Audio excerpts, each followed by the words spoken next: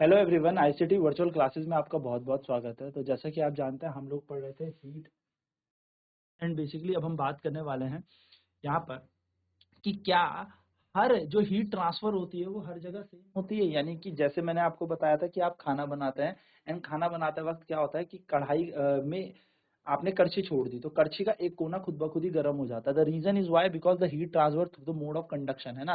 कारण यह है कि जो हीट जो ट्रांसफर हो रही है, जो संचारण हो रहा है ऊष्मा का, वो कंडक्शन यानी कि किसके कारण हो रहा है, वो हो रहा है हमारे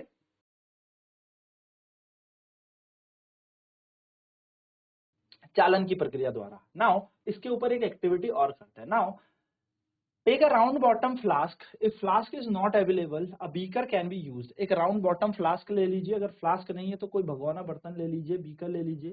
fill it two third with water, इसको क्या करो, दो तिहाई पानी से भरो। कितने?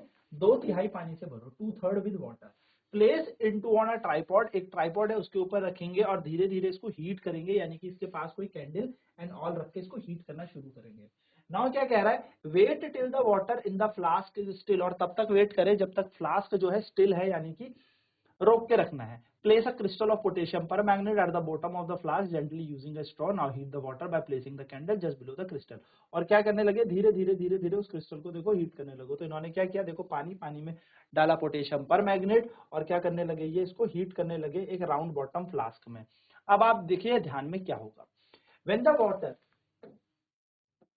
Is heated near the flame gets hot, तो सीधी सीधी बात है, वाटर कहाँ पे गर्म होगा, वाटर पहले निचला हिस्सा गर्म होगा इस बॉटल का, तो पानी यहाँ से नीचे वाला हिस्से को क्या करने लगेगा, जो बेसिकली कैंडल है वो नीचे वाले हिस्से को गर्म करने लगेगी, और जो हॉट वाटर है, जो नीचे का पानी है, वो धीरे धीरे क्या करने लगेगा, ऊपर की ओर चलने लगेगा, यानी कि the hot water will rise up, है ना। The cold water from the side moves down toward the source, और होगा क्या, यहाँ से ठंडा पानी नीचे की तरफ और गर्म पानी ऊपर की तरफ ऐसे चलने लगेगा। एंड ये चलता रहेगा, हॉट वाटर ऊपर आता रहेगा, गर्म पानी ऊपर आता रहेगा, ठंडा पानी नीचे चलता रहेगा, एंड इट कंटिन्यूज, ऐसे आप देखोगे ऐसे ये चलता रहेगा। ठीक है, तो ये जो प्रोसेस है जिससे पानी गर्म हुआ, जिसमें वाटर हीट किया गया, इसको हम कहते हैं कन्वेक्शन। तो कन्वेक्शन में क्या होता है, जो गर्म पानी है वो ऊपर की तरफ जाएगा और ठंडा पानी नीचे आ जाएगा, फिर गर्म पानी ऊपर की तरफ जाएगा, ठंडा पानी नीचे आ जाएगा, यानी कि कन्वेक्शन में यहाँ पर एटम और मॉलिक्यूल मूव कर रहे हैं, चल रहे हैं, हमारे अणु और परमाणु।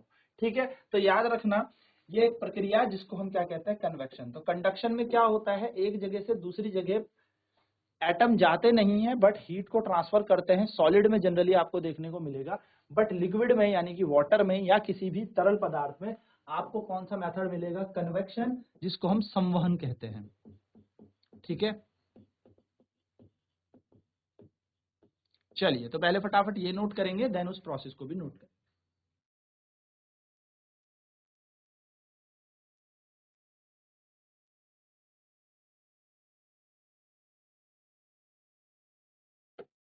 तो होगा क्या फिर, बेसिकली यहाँ पर ये पानी जो है ये अप एंड डाउन मूव करेगा, water from the slides move up and down and this process continues, ये प्रोसेस कंटिन्यू चलता रहेगा जब तक वाटर हीट होता है।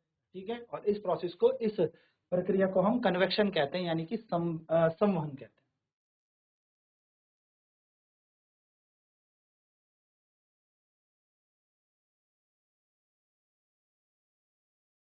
नाउ नेक्स्ट क्वेश्चन है, how does heat travel in air.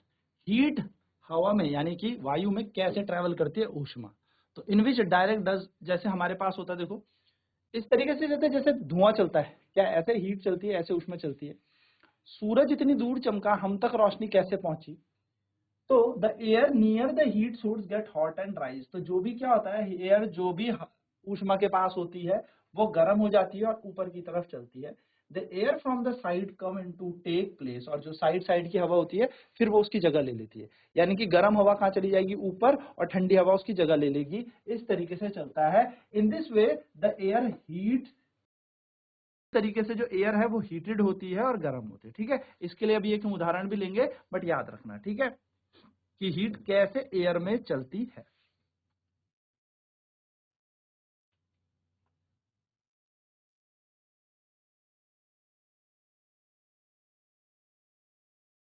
तो देखिए यहाँ पर एक एक्टिविटी है कि कैसे एयर हॉट होती है। देखो, लाइट अ कैंडल, एक मोमबत्ती जलाएं, keep one hand above the flame, और एक हाथ को उस फ्लेम के ऊपर रख दे, one hand of the side of the flame, और दूसरे हाथ को साइड ऑफ द फ्लेम रख दे। यानी कि एक मोमबत्ती को जला के एक हाथ तो मोमबत्ती की फ्लेम के ऊपर, एकदम ऊपर मत रख देना, थोड़ा ऊपर रखना, और एक थोड़ा सा साइड में रखना, ठीक है, मोमबत्ती की फ्लेम के।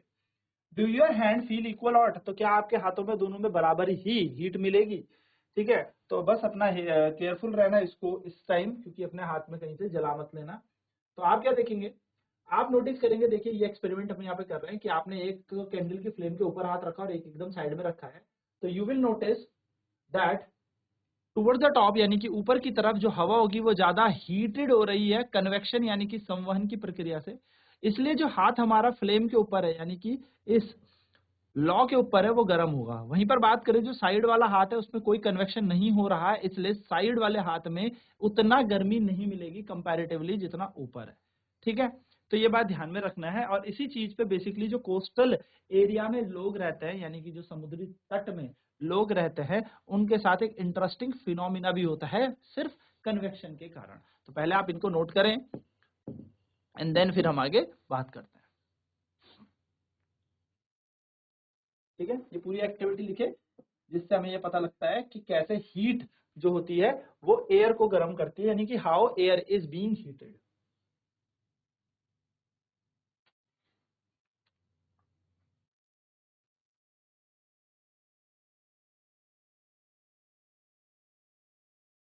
तो बेसिकली होगा क्या है, जो हीट है हाथ के ऊपर, जो ऊपर रखा है मोमबत्ती के ऊपर हाथ, वो तो गर्म हो जाएगा, लेकिन जो साइड में हाथ रखा है वो ज्यादा गर्म नहीं फील करेगा।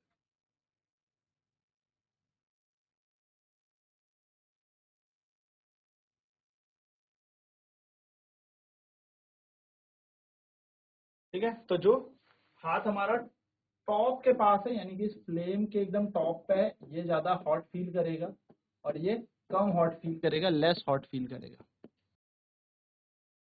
क्योंकि ऊपर की हवा कन्वेक्शन संवहन से गर्म हो जाएगी, लेकिन जो साइड की हवा है वो कन्वेक्शन से गर्म नहीं होगी।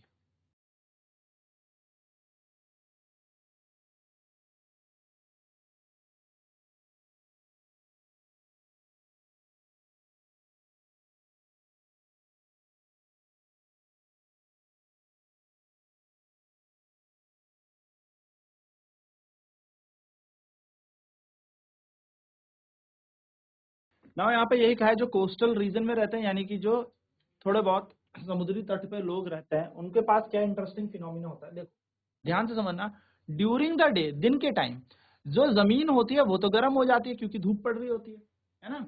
पानी जो होता है वो थोड़ा स्लो गर्म होता है, यानी कि पानी के कंपैरेटिवली जमीन दिन के टाइम गर्म है। तो जो एयर ओवर द लैंड है, जो लैंड के पास हवा होगी वो हॉट होगी, और वो राइज अप कर जाएगी, ऊपर उड़ जाएगी, यानी कि जो लैंड के पास हवा है वो गर्म हवा है, वो ऊपर उड़ गई। और जो ठंडी हवा है जो कहाँ है, पानी के पास है, वो कहाँ जाएगी, लैंड की जगह ले लेगी, यानी पे जमीन पे जगह ले लेगी। So the cooler air from the sea rushes in towards the land to take it place. होगा क्या, सारी की सारी ठंडी हवा कहाँ से, सी से कहाँ को भाग के आ जाएगी, एकदम लोगों के पास आ जाएगी, और ठंडी ठंडी हवा वहां के लोगों को फील होगी। सो जो वार्म एयर है वो तो ऊपर की तरफ चली गई, और जो सी से ठंडी हवा है वो यहाँ पर, और इसको हम कहते हैं सी ब्रीज। तो कई बार आपसे पूछा जाएगा what do you mean by sea breeze. Sea breeze का मतलब क्या होता है कि ठंडी हवा जो सी से आती है हम लोगों के घर के पास, उसको हम सी ब्रीज कहते हैं। ठीक है, तो ये हमारे पास हो गया सी ब्रीज का कॉन्सेप्ट। तो होता क्या है, ध्यान से देखिएगा, दिन के टाइम में ये जो लैंड है, ये जो लैंड है, ये लैंड हो जाएगा हॉट, और ये पानी है कोल्ड, यानी कि ठंडा है पानी, और जो जमीन है वो है गर्म। तो गर्म हवा ऊपर उड़ जाएगी, क्योंकि यहाँ की हवा गर्म है, ऊपर उड़ जाएगी, और ठंडी हवा सी से कहाँ आ जाएगी, यानी कि समुद्र से कहाँ आ जाएगी, लैंड की तरफ में आ जाएगी, जमीन की तरफ में आ जाएगी। तो हमें यहाँ पर देखने को मिलेगा एक ठंडा वेदर, कहाँ पे, लैंड के पास। तो लैंड की सारी गर्म हवा यहाँ चली गई, और पानी की सारी ठंडी हवा कहाँ गई, जमीन में आ गई। तो जो धूप से गर्मी से जूझ रहे होंगे वो लोग सी कोस्ट में दिन में ठंडी ठंडी हवा खाएंगे, और उसको हम कहेंगे सी ब्रीज। जल्दी से सी ब्रीज को नोट करेंगे, फिर आपको बात बताता हूं लैंड ब्रीज क्या होता है।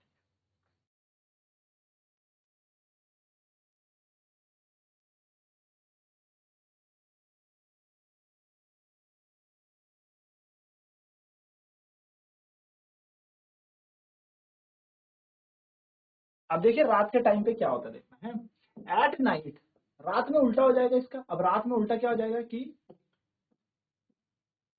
रिवर्स हो जाएगा प्रोसेस। जो वाटर है वो तो कूल डाउन होगा अब स्लोली स्लोली, क्योंकि वो दिन भर भैया गर्म हुआ, तो वो धीरे धीरे धीरे धीरे क्या करेगा, हीट को लिबरेट करेगा।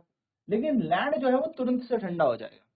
अब क्या हो जाएगा कि गर्म हवा इस बार कहाँ है, वाटर के पास गर्म हवा है, तो पानी की जो गर्म हवा है वो उड़ जाएगी ऊपर की तरफ, और जितनी भी ठंडी हवा कहाँ चल रही है, सी में, वहां चल रही है कहाँ, लैंड में, वो सी की तरफ भाग जाएगी। यानी कि कोस्ट के लोगों को फिर मजा आ जाएगा, बोलेगा अच्छा यहाँ से सारी ठंडी हवा कहाँ चली गई, पानी में चली गई, और इसको कहते हैं हम लैंड ब्रीज।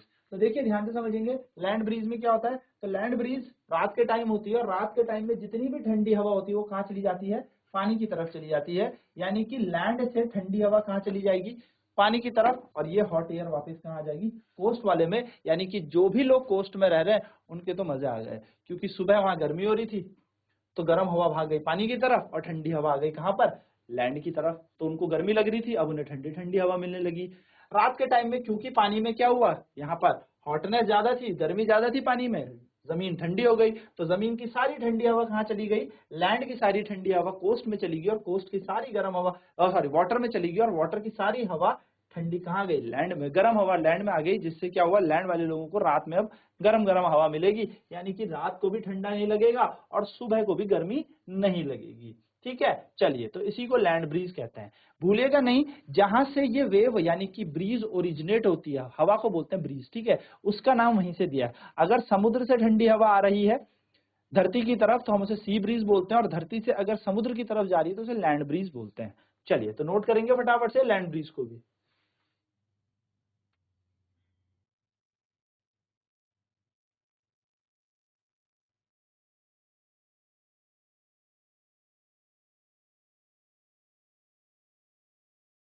हाँ देखिए, when we come out in the sun, जब हम धूप में बाहर आ जाते हैं, तो धूप में जब हम बाहर आते हैं तो हमें गर्मी लगती है ना, हमें हॉटनेस मिलती है, हमें गर्मी मिलती है। तो ये जो सूरज से हीट आ रही है, ऊष्मा आ रही है, हम तक कैसे पहुंच रही है, हमें ये कंडक्शन के मेथड से पहुंच रही है, कन्वेक्शन के मेथड से पहुंच रही है, क्योंकि यहाँ पर तो कोई माध्यम है नहीं, सूरज कहाँ है और हम यहाँ पे है, तो ऐसा कोई मीडियम तो हमारे बीच है नहीं कि जिससे इतनी एयर जो है वो, क्योंकि एयर अर्थ में है, सन तो यहाँ है, तो अर्थ में तो एयर है, लेकिन इस बीच तो कोई मीडियम ही नहीं है।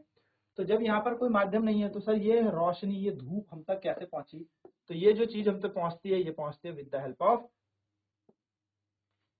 रेडिएशन। तो याद रखेंगे, रेडिएशन यानी कि जिसको हम विकिरण कहते हैं, विकिरण की प्रक्रिया द्वारा हमारे तक क्या पहुंचती है, धूप पहुंचती है, गर्मी पहुंचती है। The transfer of heat bye radiation does not require any medium, और रेडिएशन यानी कि विकिरण के लिए कोई माध्यम की आवश्यकता नहीं होती। It can take place whether a medium is present और नॉट, तो चाहे माध्यम हो या ना हो, ये टेक प्लेस कर सकती है।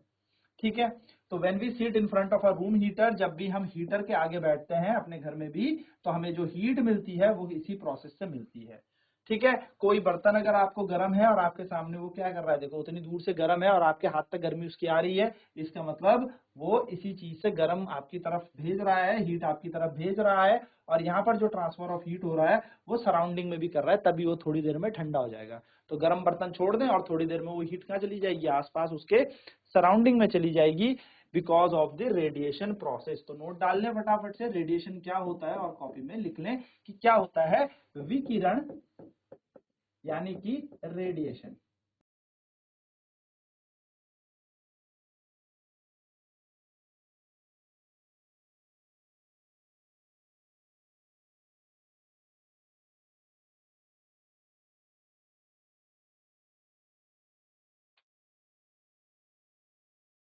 सो ये छोटी सी बात आप ध्यान में रखिएगा, ठीक है। तो बाय रेडिएशन से ही ऐसा होता है। नाउ आगे बढ़ते हैं। Our body to gives heat to the surrounding and receive heat from by it radiation. हमारी बॉडी से भी जो हीट निकलती है वो रेडिएशन की फॉर्म में निकलती है, और हम अपनी बॉडी में हीट जो लेते हैं, अगर आग सेक रहे हैं या कुछ भी कर रहे हैं, तो वो भी रेडिएशन यानी कि विकिरण से ही ले रहे हैं। All hot body radiate heat, जितनी भी गर्म वस्तुएं होती हैं वो क्या करती हैं, रेडिएट करती हैं, हीट को अपने आप से निकालती है। When this heat falls on some object, जब ये हीट किसी वस्तु के ऊपर या किसी ऑब्जेक्ट के ऊपर गिरती है, तो पार्ट इज रिफ्लेक्टेड, कुछ पार्ट इसका टकरा के चला जाता है, कुछ पार्ट इसका एब्जॉर्ब हो जाता है और कुछ ट्रांसमिट हो जाता है। जैसे कि आप अगर देखोगे तो आपसे कुछ हीट टकरा के इधर उधर चली जाएगी, कुछ आपकी बॉडी अवशोषित कर देगी और कुछ ट्रांसमिट हो जाएगी पूरी बॉडी की तरफ या उस पूरे क्षेत्रफल की तरफ फैल जाएगी। ठीक है।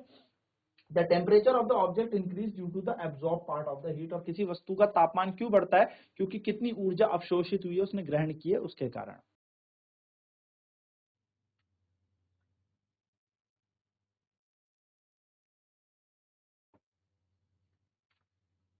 चलिए, तो नेक्स्ट क्लास में अब हम देखेंगे कि kinds of cloth we wear in summer, हमें कैसे कपड़े पहनने चाहिए गर्मियों में।